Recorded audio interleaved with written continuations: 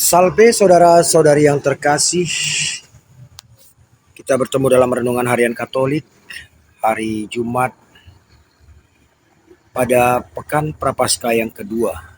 Injil bagi kita diambil dari Injil Matius 21 ayat 33 sampai 43, dilanjutkan 45 sampai 46. Dalam Injil hari ini Yesus memberi perumpamaan tentang seorang pemilik kebun anggur yang telah mempersiapkan kebun anggurnya, membuat lubang untuk pemerasan anggur.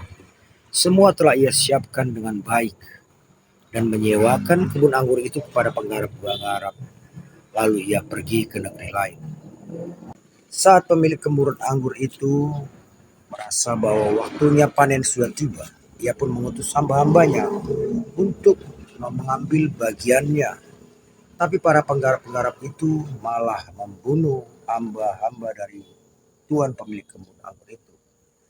Lalu pemilik kebun anggur mengirimkan kembali hamba-hambanya lebih banyak, dan mereka pun memperlakukan hal yang sama.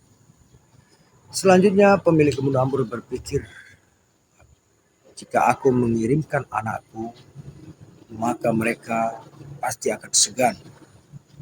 Tapi saat anak pemilik kebun anggur itu sampai, para penggarap-penggarap kebun anggur itu berpikir dan berkata satu sama yang lain, ini adalah pewaris dari kebun anggur ini. Mari kita bunuh agar kita dapat menguasai kebun anggur ini. Lalu mereka membuang anak dari pemilik kebun anggur itu, lalu memukulinya sampai mati. Nah, setelah kejadian ini, tentu pemilik kebun anggur sangat murka,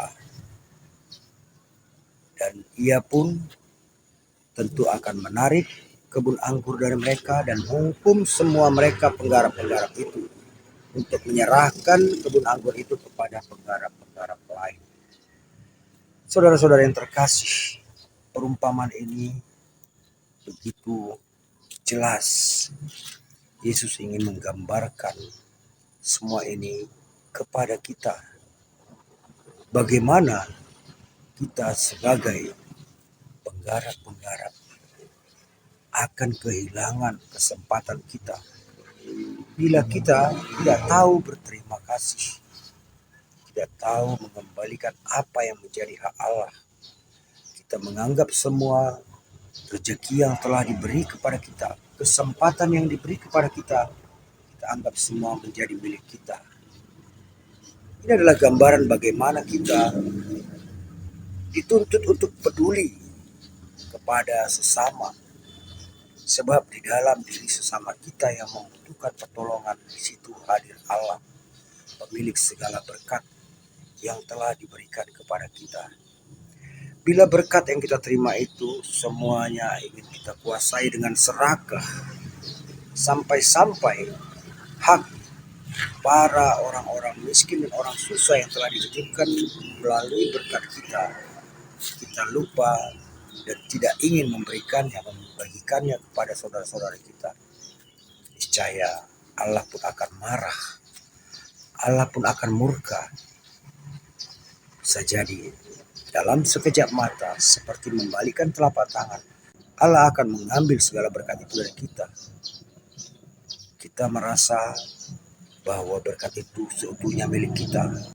Namun sesungguhnya di balik berkat kasih yang telah kita terima, ada hak Allah di sana. Ada hak-hak saudara-saudari kita yang susah di sana, yang perlu kita berikan kepada Allah lewat memberikannya kepada saudara-saudari kita yang hidupnya lebih susah dari kita. Di masa Prapaskah ini kita diundang Allah untuk berbela rasa, untuk peduli dengan saudara-saudari kita. Mari kita sisihkan berkat rahmat yang telah kita terima, kita berikan kepada saudara-saudari kita lewat aksi puasa kita, lewat tindakan-tindakan kasih kita. Disinilah kita diberi kesempatan untuk peduli kepada saudara-saudari kita, agar Allah tidak murka dan menarik semua berkat itu dari kita dan memberikannya kepada yang lain. Semoga lewat renungan hari ini kita sadar bahwa tidak semua berkat yang kita miliki seutuhnya milik kita.